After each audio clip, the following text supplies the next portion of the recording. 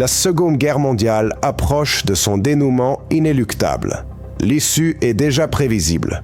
Ghetto, travail forcé, train vers les camps de la mort. Voilà précisément ce que le national-socialisme a apporté à l'Europe. Au début de l'année 1945, le continent tout entier est ravagé par la violence. L'Holocauste a emporté la vie d'environ 6 millions de Juifs. Parmi les victimes figurent également des Polonais, des prisonniers de guerre soviétiques, des Roms, des personnes handicapées et des prisonniers politiques. Le système d'extermination mis en place par les nazis fonctionnait comme un mécanisme parfaitement huilé.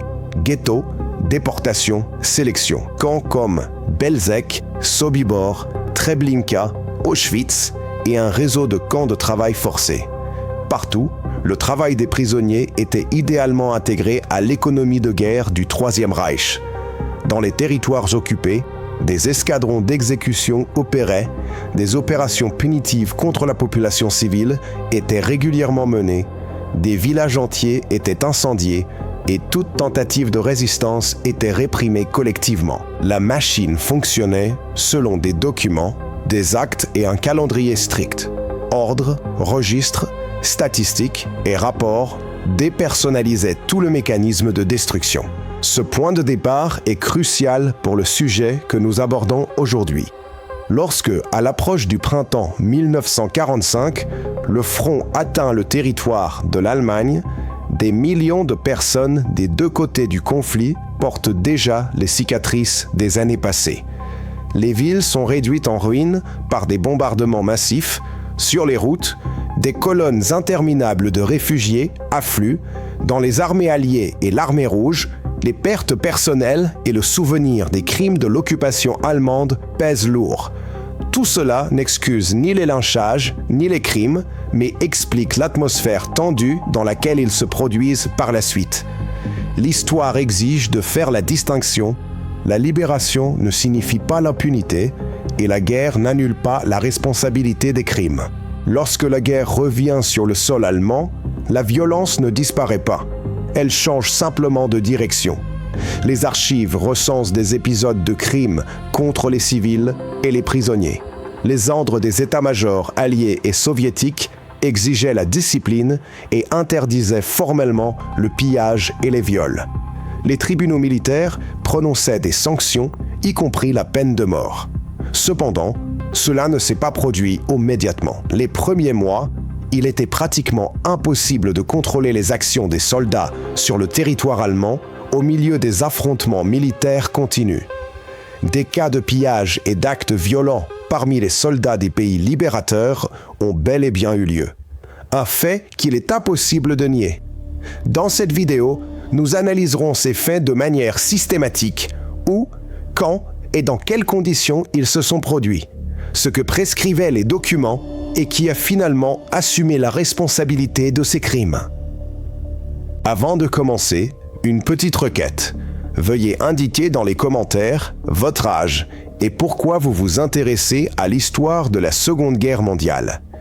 Nous souhaitons mieux connaître notre public afin de créer un contenu adapté à vos intérêts et besoins. Un grand merci d'avance.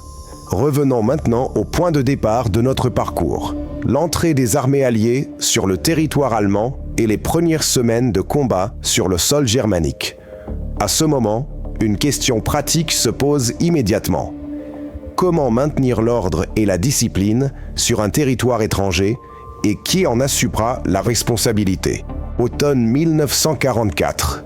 Les Alliés occidentaux entrent par Aix-la-Chapelle et la région de la Ruhr. De janvier à mai 1945, l'armée rouge progresse vers la Prusse orientale, la Silésie, la Poméranie et se dirige vers Berlin. Les combats se poursuivent. Les lignes d'approvisionnement sont étirées et vers l'arrière affluent des vagues de réfugiés et d'anciens prisonniers des camps. Dans ce contexte, les états-majors instaurent des règles de base. Commandement dans les villes, couvre-feu, confiscation des armes, recensement des logements, protection des entrepôts alimentaires et contrôle des routes et des ponts. Du côté soviétique, un réseau de commandement militaire et de patrouilles est déployé. Les ordres des fronts interdisent expressément le pillage, la violence et la recherche arbitraire de trophées. La responsabilité est individuelle. Pour vol ou viol, tribunaux militaires selon les lois de guerre. Pour ivresse ou désobéissance, arrestation et travaux dans des unités disciplinaires. Les procureurs militaires et les départements spéciaux examinent les plaintes, enregistrent les incidents et renforcent la surveillance des entrepôts et des zones de peuplement civil. Les alliés occidentaux opèrent à travers des états-majors de gouvernements militaires. Des règles de non-fraternisation, interdiction des contacts non officiels avec la population allemande et des interdictions strictes de pillage et de violence sont instaurées. La police militaire effectue des patrouilles et les tribunaux de justice militaire jugent les crimes contre les civils. Pour les crimes graves, de longues peines sont prévues. Et dans des cas exceptionnels, la peine de mort. Par ailleurs, la distribution de vivres et l'aide médicale sont organisées pour réduire les causes de pillage spontané. Cependant, les premières semaines après les combats étaient une zone à haut risque. Le pays venait de changer de main. Les communications étaient instables. Les entrepôts étaient ouverts. De nombreuses personnes étaient désorientées et les interprètes manquaient cruellement. Dans ces intervalles, les crimes augmentaient considérablement. Tous les ordres n'atteignaient pas les soldats, toutes les patrouilles n'étaient pas déployées et tous les commandants n'avaient pas réussi à rétablir l'ordre dans leurs unités. Par la suite, le contrôle s'est renforcé. La densité des patrouilles a augmenté et les tribunaux militaires ont prononcé les premières sentences exemplaires. Il est important de distinguer deux niveaux. Le premier, les règles officielles et les sanctions, qui existaient réellement et étaient appliquées. Le second, les épisodes réels de crimes dans les zones où le système de contrôle n'était pas encore établi. Nous passerons ensuite aux cas documentés en Prusse orientale et en Silésie. Ce que les rapports enregistraient, comment les états-majors réagissaient et quelles sanctions étaient appliquées. Berlin capitule le 2 mai. Dans les rues, des groupes isolés tirent encore, mais des commandements de district sont déjà déployés. Remise des armes, couvre-feu, patrouille dans les quartiers, recensement des logements. Simultanément, des crimes contre les civils sont documentés, nombreux dans les premières semaines. Les historiens divergent sur l'ampleur de la violence. À Berlin, de dizaines de milliers à 100 000 victimes. Dans toute l'Allemagne, de plusieurs centaines de milliers à plus d'1 million. Il ne s'agit pas de rumeurs. Les plaintes des civils, les registres médicaux et les rapports des patrouilles sont des documents réels. La réponse est immédiate. Au front, des ordres sont émis pour vol, violence ou occupation illégale de logements, tribunaux militaires et peines maximales selon les lois de guerre. Les commandants renforcent les patrouilles, combinent des détachements d'infanterie et de police militaire et instaurent un système de chaînes courtes. Arrestation, interrogatoire et remise au procureur en une seule journée. Il y a des sentences exemplaires contre leurs propres soldats pour viol et vol, y compris des exécutions. Parallèlement, des questions logistiques sont traitées. Approvisionnement en nourriture, ouverture de points d'aide médicale et hébergement des survivants dans des bâtiments publics pour atténuer les causes de l'agression et du pillage spontané. Dans les secteurs occidentaux, l'interdiction de fraternisation s'applique. Tout contact personnel avec les Allemands en dehors du service est prohibé. La police militaire des États-Unis et du Royaume-Uni patrouille sur les ponts, les gares et les entrepôts. Pour les viols et les meurtres, des tribunaux de justice militaire prononcent des sentences. Des dizaines de condamnations de militaires américains et britanniques sont connues, incluant des peines de mort dans certains cas. L'interdiction des contacts personnels est assouplie plus tard lorsque l'ordre est stabilisé et que les canaux d'approvisionnement fonctionnent. La réalité des premières semaines est claire. Les crimes existent et ils sont nombreux. Mais en même temps, le nombre de patrouilles augmente. Les procédures judiciaires s'accélèrent et les commandements comblent les lacunes en matière de logement et de nourriture. La guerre n'exonère pas de responsabilité. Les états-majors doivent imposer la discipline non seulement par des ordres de combat, mais aussi par des jugements contre leurs propres soldats. À l'été 1945, la conférence de Potsdam entérine une nouvelle division territoriale et autorise l'expulsion ordonnée et humaine de la population allemande de Pologne, de Tchécoslovaquie et de Hongrie.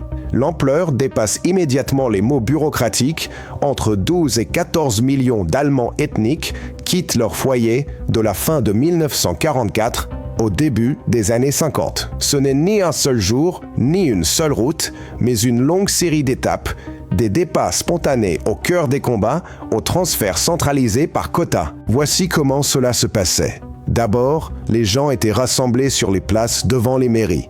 Ensuite, les listes étaient vérifiées, les armes et les radios confisquées, le bagage limité et les colonnes marchaient à pied vers les gares. Dans les gares, des trains de wagons de marchandises sans siège. En chemin, de faibles quantités d'eau et de nourriture étaient distribuées. Aux points intermédiaires, il y avait des camps de transit, contrôle sanitaire, tri par destination et inspection des bagages. C'est là que se creusait le principal écart entre l'intention et la réalité. Les commissions alliées exigeaient de l'ordre, mais l'infrastructure était détruite et le personnel manquait. Les rapports enregistrent des maladies, des hypothermies et des flambées de violence à diverses étapes du transfert. Les sources divergent sur l'estimation des pertes, mais il est question de dizaines ou de centaines de milliers de morts en chemin et dans les camps temporaires. Le cadre juridique est également inégal. En Tchécoslovaquie, les décrets du gouvernement d'après-guerre légalisent la confiscation des biens et la perte de citoyenneté. Dans l'administration polonaise, des réglementations propres régissent le transfert des logements abandonnés. Les structures alliées introduisent des observateurs et des calendriers de transfert, essayant de séparer dans le temps les transports militaires et les flux de déplacés. Mais le contrôle ne fonctionne pas partout. Des excès locaux sont enregistrés lorsque les équipes dépassent leurs prérogatives et les mesures disciplinaires arrivent après les faits accomplis. À la fin de l'automne 1945, la logistique interne se normalise. Des horaires, des corridors sanitaires et des points d'accueil précis dans les zones d'occupation sont établis. Les arrivants sont répartis dans des bâtiments intacts, des baraquements ou des maisons rurales. Certains sont envoyés à des travaux de reconstruction. Cependant, le flux ne s'arrête pas. L'Allemagne reçoit des centaines de milliers de personnes chaque mois, ce qui coïncide avec une autre tâche des alliés occidentaux: gérer les grandes masses de militaires ayant déposé les armes. Du fil de fer au lieu de mur, le ciel ouvert au lieu de toit, ainsi étaient les camps sur les prairies du Rhin au printemps 1945. Les alliés occidentaux rassemblent des centaines de milliers d'Allemands ayant capitulé et les logent dans de vastes champs ouverts entourés de clôtures. Ils ne sont pas classés comme prisonniers de guerre selon la Convention de Genève, mais comme forces ennemies désarmées, une catégorie simplifiée qui, dans les premières semaines, bloque l'accès de la Croix-Rouge et l'approvisionnement des prisonniers. La vie est extrêmement rudimentaire, des trous dans la terre comme abri, de l'eau des rivières proches et des repas irréguliers. À cette période, des décès dus à l'hypothermie, à la dysenterie et à la malnutrition sont enregistrés. L'historiographie diverge sur l'ampleur des pertes. Certains travaux parlent de milliers de morts, d'autres de chiffres bien plus élevés. L'important est que, dès l'automne, la majorité des prisonniers sont transférés dans des maisons et des baraquements, affectés à des équipes de travail ou à des camps permanents avec des conditions plus acceptables. Parallèlement, le régime juridique est ajusté. Les états-majors précisent le statut, élargissent l'accès aux missions humanitaires et instaurent un recensement clair des arrivées et des départs. La police militaire et le commandement des corps enquêtent sur les cas de mauvais traitement, pour des coups, des vols de rations ou des punitions arbitraires. Des sanctions disciplinaires et des procès sont appliqués. Les documents montrent une tendance. À mesure que la logistique se stabilisait, les abus spontanés diminuaient. Cette expérience montre une chose simple: même sans combat, la discipline ne s'instaure pas d'elle-même. Elle s'obtient par des ordres, des inspections systématiques et des punitions. En ce sens, l'Armée rouge agit de manière directe et stricte. Les commandants des fronts publient des ordres interdisant expressément le pillage, la violence et la saisie arbitraire de biens. Les commandements militaires reçoivent les plaintes des civils, les patrouilles arrêtent les contrevenants sur place et les départements spéciaux rédigent les dossiers. Les coupables passent devant des tribunaux militaires selon les lois de guerre. Perte de grade, longue peine dans des camps ou dans les cas graves, exécution. Les rapports recensent des incidents typiques, ivresse avec tir dans les localités, violence contre les femmes, pillage d'entrepôts, coups lors d'interrogatoires. Les commandants se voient imposer une responsabilité supplémentaire. Désormais, un chef est également responsable des fautes de ses subordonnés s'il n'a pas pris toutes les mesures possibles à temps. Cela oblige les unités à renforcer le contrôle interne. Rassemblement quotidien, inspection des armes, comptage des munitions, interdiction des absences non autorisées. À l'ouest, la police militaire et les tribunaux de justice militaire opèrent. Pour viol, meurtre et vol, des peines réelles sont prononcées, dans certains cas, des condamnations à mort.